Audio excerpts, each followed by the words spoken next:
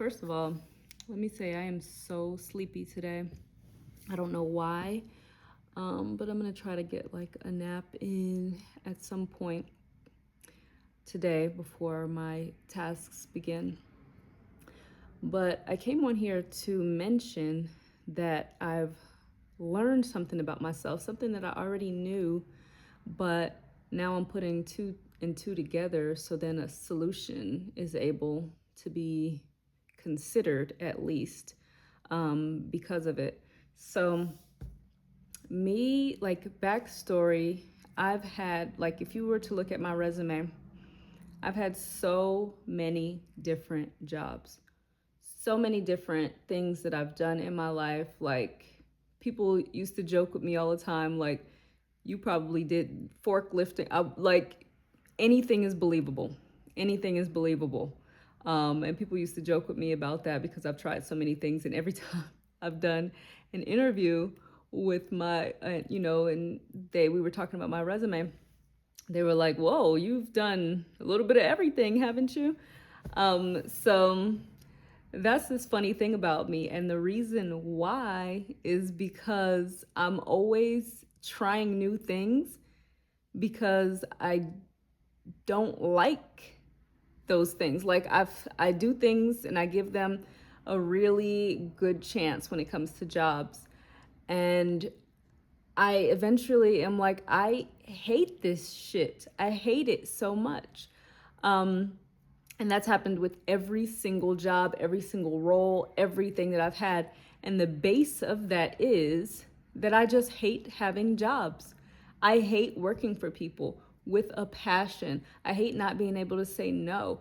I hate working on things that have nothing to do with me. Like I hate bringing other people's ideas to light. I hate all of that. All of that. If it's not my idea, my project, something that I'm passionate about, something that's gonna, you know, make me grow in ways that I value growing, I really don't care about it. So I just go through the motions with jobs until I just can't anymore. And I've tried so many different things. And yeah, like I've always known that I hate jobs, but I'm like, maybe I can find that one job. Even now, I'm like, backup plan, I would just like become a teacher. For how long, Cheyenne? For how long? For how long? Until you decide you hate that too. That's just how I am. So it's time to stop. It's time for me to stop doing the same thing and expecting different results. I've been working since I was not that I haven't been working that long, so that's a good thing and a rare thing probably. But it's been like 10, has it been 10 years? Well, it's been since I was 18 and I'm 33 now, so whatever that math is. Um, anyway, I know that jobs are just not for me. And being an entrepreneur is the way. But the core beliefs that I have about myself are that I can't make money without a job. Or um, I'm probably going to start hating, something like that I come up with as well. Because that has been my pattern, but I've never tried being an entrepreneur. And when I did kind of try it, I gave up on it so quickly because I got pregnant and we were living in a school bus and it was just too much to worry about that. So I just kept working at my job until I ended up quitting because I hated it so much. So I'm noticing that a solution needs to be made. Um, there needs to be a solution. There needs to be action on the solution. Um, and that's what I'm working towards. But like the wall that I constantly hit is self doubt. It's self doubt. Um, those same things like you're not going to be able to continue. You're not going to be able to make any money. You're not, like, all these things. And I believe they stem from me just not believing in myself. And it's crazy because I grew up in a household that kind of valued being a creative person.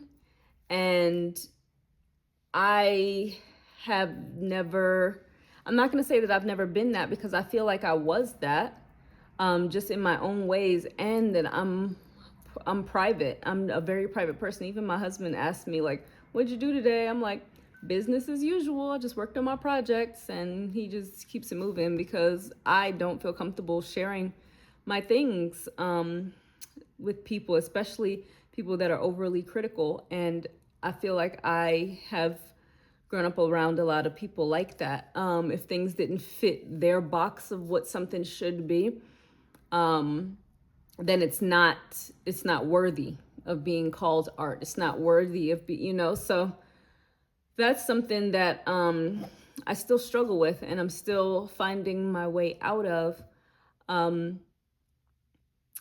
And I think that the first step with that is not sharing with overly critical people. And I was that was confirmed while reading the book The Artist's Way, because of course that's what I'm reading right now. And that was confirmed in it. She calls people that do things like that masochists, new artists trying to show their work to overcritically people. That's masochism. That's artist abuse. Because of course, somebody that's just starting something or just getting comfortable in a specific area is gonna be bad. And I don't think that I'm a bad writer at all. I just think that I have never taken it seriously until now. And